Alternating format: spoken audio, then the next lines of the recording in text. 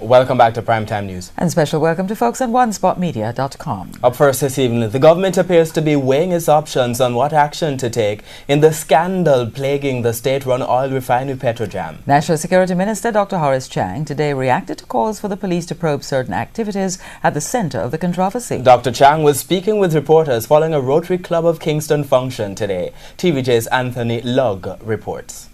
It has been a case of departures and new appointments of critical personnel at the scandal-plagued oil refinery Petrojam over the last 2 weeks. From reports of corruption and nepotism, project overruns to the hiring of incompetent people.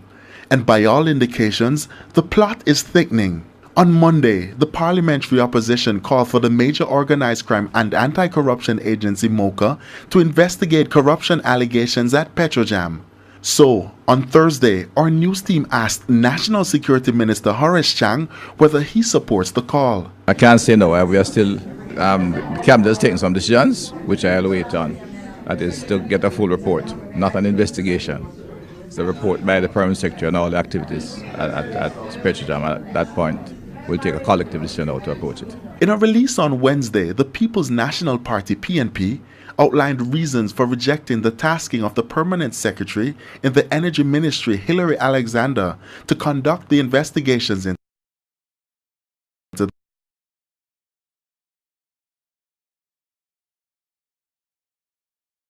and the reports are exciting news. We can't operate off the emotional side. We have to just go at it in a very factual way, and that's why the cabinet has asked for this report so we can look at all the facts and deal with it. And once anything emerges, we'll deal with it decisively. The board is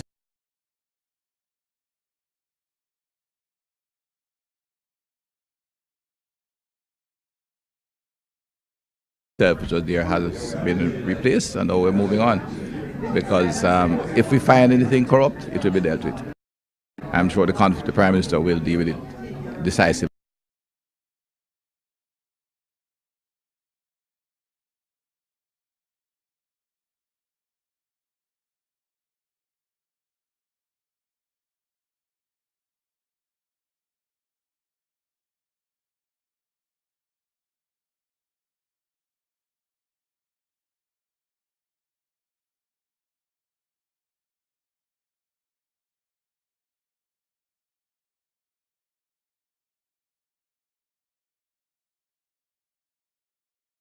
Roads police lockup in St. Andrew yesterday have been recaptured. They were held in Waterhouse, St. Andrew about 10:30 last night. 21-year-old Rowan Brown of Wilton Drive, Kingston 14 was nabbed on Olympic Way, and 23-year-old Richard Walker was held on Diamond Road. Brown is charged with robbery, while Walker is charged with rape and buggery. Still on the run are 19-year-old Eustace Powell of Lincoln Road, Kingston 5, who was charged with rape and buggery, and 29-year-old Sanjay Burton, otherwise called Christopher Peart or Michael of Tavern Avenue, Kingston 6. He's charged with fraud. The men were discovered missing about 6:50 in the evening during a cell check. They escaped by cutting through a metal grill. At least 2 high school principals are expressing concern about the placement of some grade 6 students who performed poorly at this year's GSAT exams. They reveal that these students are moving on to high school with grades as low as 20%. TVJ's Kalisha Williams has the details. The GSAT underperformers. These are students with poor grades, grades as low as 20%. The Enid Bennett High School in Bogwalk, St. Catherine is getting ready to take on some of those students for the upcoming school year. When I take a glance at the GSAT list for the coming school year, it is not encouraging. Mr. Phillips believes some of the students will be entering the gates of the Enid Bennett High School this September are simply not ready. We received 216 students on the list. Of these 216 students, the highest grade is 73%, and it is just 1 student. 2 students receive a mark of 71, 1 receive a mark of 69, 2 receive a mark of 68, and 90% of the students receive below 40% average. But that's nothing compared to some students heading to the Cumberland High School in St. Catherine. Some with grades as low as 8% in mathematics, 29 for science, and 4 for communication tasks. And the list goes on. At least 90% of the students starting their secondary education at Cumberland score below 40%. Interestingly, principal for the school, Darian Henry, says that's an improvement compared to 2017. Right now, the average stands at 39.9%, just 40%. Last year, we were at 33%. The areas of major concern, though, are math and English. Unlike Mr. Phillips, Mr. Henry believes the system is not designed for all schools to get top performers. A lot of the students who we get are on pathway 3 who are reading at the prim or prim proper, at that level. They're reading way below their grade level. So they are at 13, 14, but they are not reading at even at grade 6. So the school has to respond to that. What do? Do I sit and wait for ministers to send me bright students? But could more be done at the primary level? Mr. Henry agrees. He believes boys who are typically the underperformers should be given more attention. There's a school of thought by some people that boys and girls don't learn differently. I am of a different view. Boys do learn differently from girls. Boys are highly tactile, they're highly visual. So what it is that is being manipulated in the curriculum, that is being done to have them access that. So more needs to be done. Dexter Collins' brother will be among those students to be enrolled at the Cumberland High School in September. I think it could have been better, but at the end of the day, I have to give him the strength and let him know that it doesn't really matter the school that you pass, or it's what you go there and do. Kelisha Williams, TVJ News.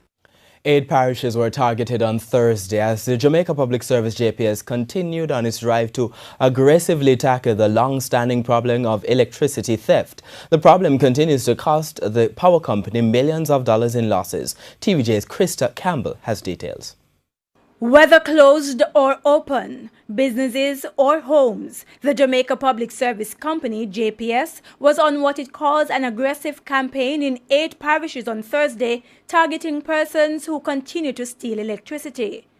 Premises in Coburn Gardens off Spanish Town Road in St. Andrew appeared unoccupied when the TVJ News team arrived. JPS Parish Manager for Kingston and St. Andrews South and St. Thomas, Anne-Marie Myrie Chambers, says residents sometimes try to evade the JPS team whenever they spot them in their communities. But with the long-standing problem of theft costing the JPS about $71 million per year, the power company is responding with monthly stand-down operations in areas where revenue losses are highest. So from our operation teams, from our field service teams, our customer service, everybody in the organization stand down at this time, and our aim is to address electricity abstraction. The 4 cases that we have seen this morning, they were all ladies, females, and what they explained to us is that they have no knowledge of the act that was being committed. And as I said before, they were very cooperative and they really wanted to regularize. Mrs. Myrie Chambers explains that 5 other persons who did not have any JPS meters were also found stealing electricity and encouraged to go to the JPS offices to start the process to become customers. As for the actual theft, she says businesses, particularly those in middle-income areas, continue to use more sophisticated ways of bypassing the JPS meter. But she notes that the recent $30 million investment in anti-theft software is helping the JPS identify areas with questionable meter readings. Like contactor devices, right? That's devices that can assist to ensure that the full electricity that is consumed is not billed to the customer themselves. The internet is there. You have YouTube is there, anything at all you want to YouTube, there is a method. Everything is on YouTube, everything is on the internet. Also, we have electricians who are very, very educated in this type of work. So they assist persons in doing the bypassing. She explains that the JPS is just as aggressive in addressing internal corruption, and 40 employees have been fired in recent times for their involvement in electricity theft, while 46 arrests have been made in several communities. Meanwhile, the JPS teams in St. Catherine had to seek the help of the police to take on the residents of a house in Old Harbour Glades, where Parish Manager Oswald Smiley says several previous visits have been made. The team came here, they had refused entry, and refusing entry, I took the assistance of the police, came back to the location. We found an illegal connection supplying fridge, TV, fans and several light bulbs connected to the JPS grid.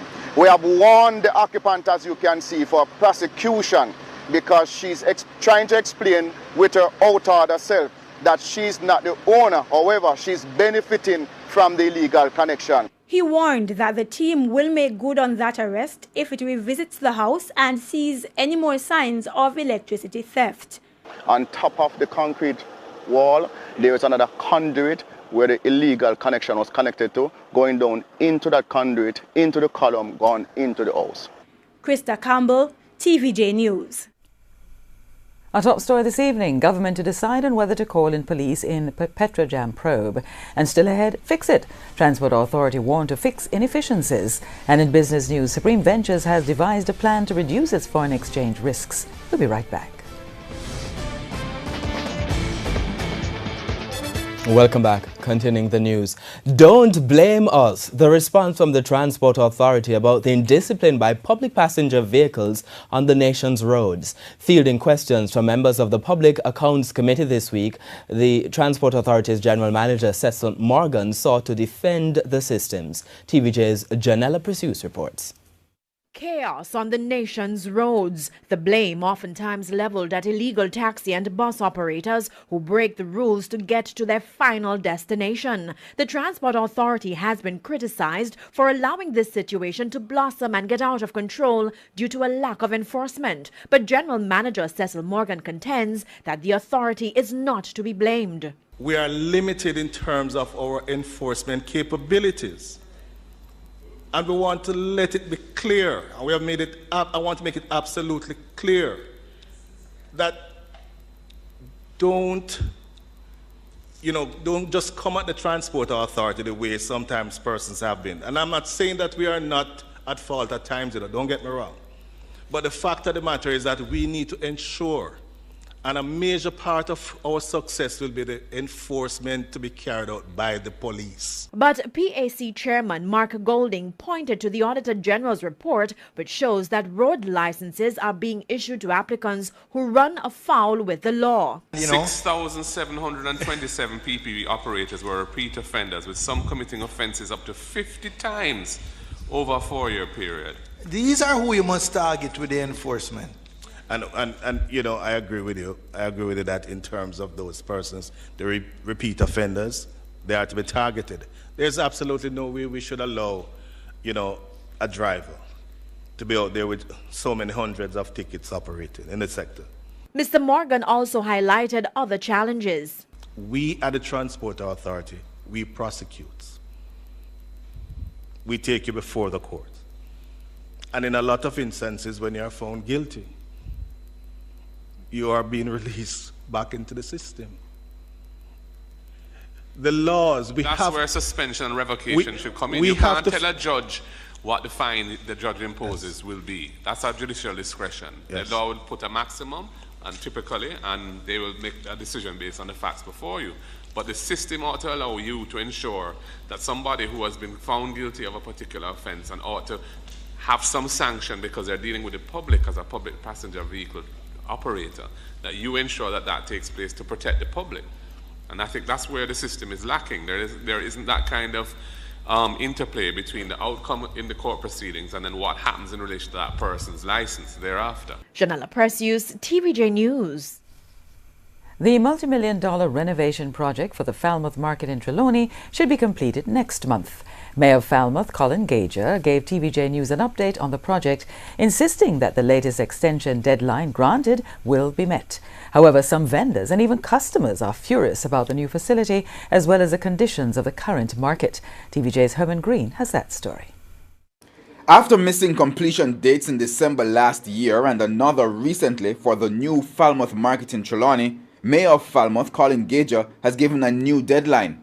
This will be the last and final date, and we are looking at a July opening, end of July.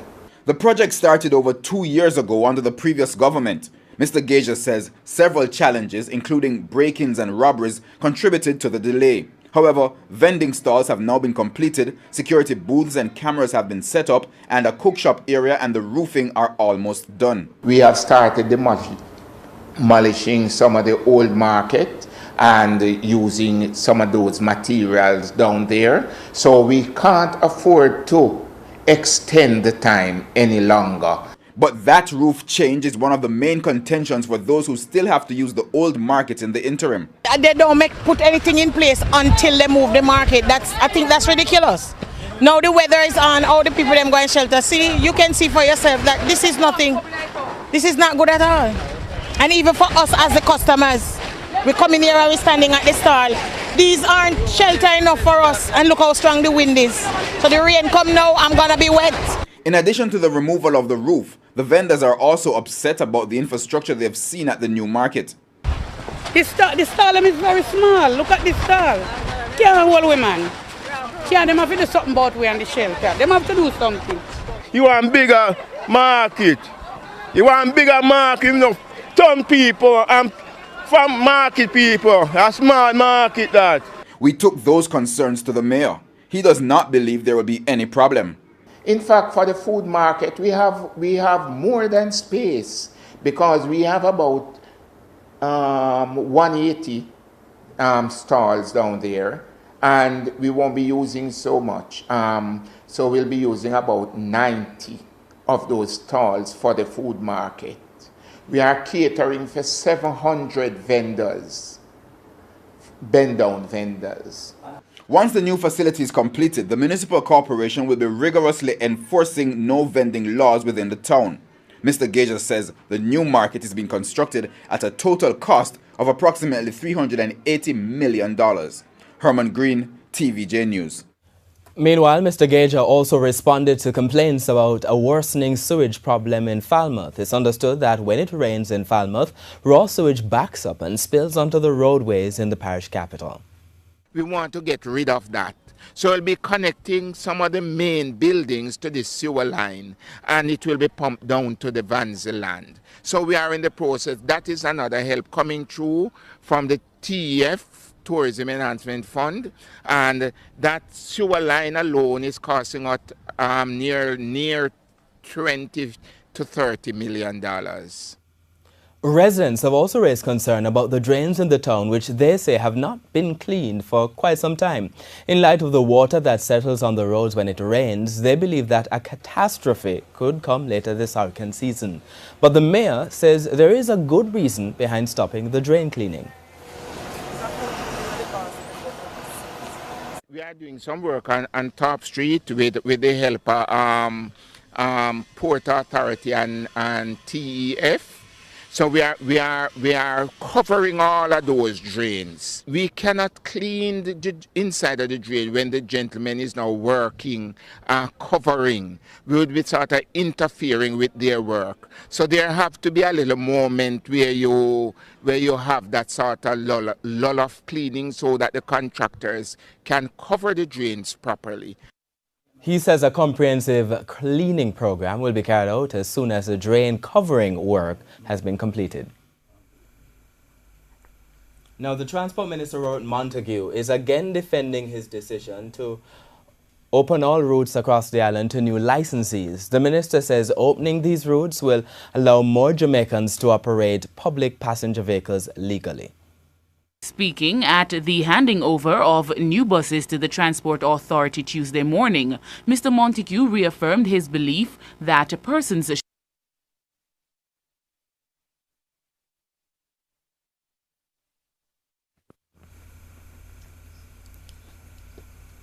And we apologize for that technical difficulty. Infrequent collection of garbage is again posing a challenge, this time in David Lane in Portland. The residents are appealing to the Portland Municipal Corporation and the National Solid Waste Management Authority, NSWMA, to address the problem. We'd like somebody come to assist the right way to try to get it removed and deal with a proper manner. So, we're just looking for our help, isn't it? We've been asking and going to parish council and all these stuff, and we still don't get no outcome. We're tired right now, tired. I talk to the mayor, I talk to the council, I talk to the MP. We even go to the soup or the parish council. Them say them are going to get signs saying no dumping and all of that, and all no garbage still has to throw it right there. When they look on the road, look on Pampas, Pad, all of them something there, all of them something there. Me look at that, I walk past the road and them something them and meet up in that. We can't take it as a community no more.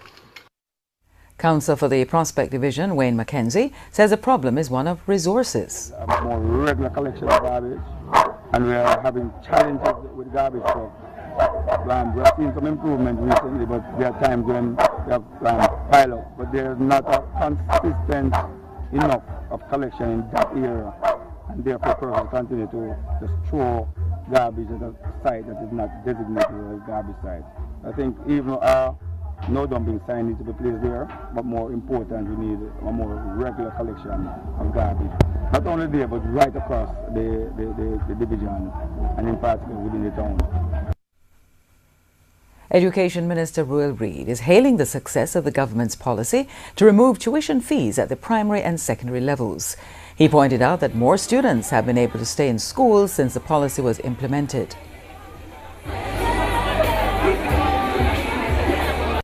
So we've been looking after those students who are on the PATH program. 50% of our children, 50% of our children in our education system depend on the government to give them lunch, depend on the government to assist them with their rentals, depend on the government to make sure that we started last year to support them with their IDs and their personal insurance.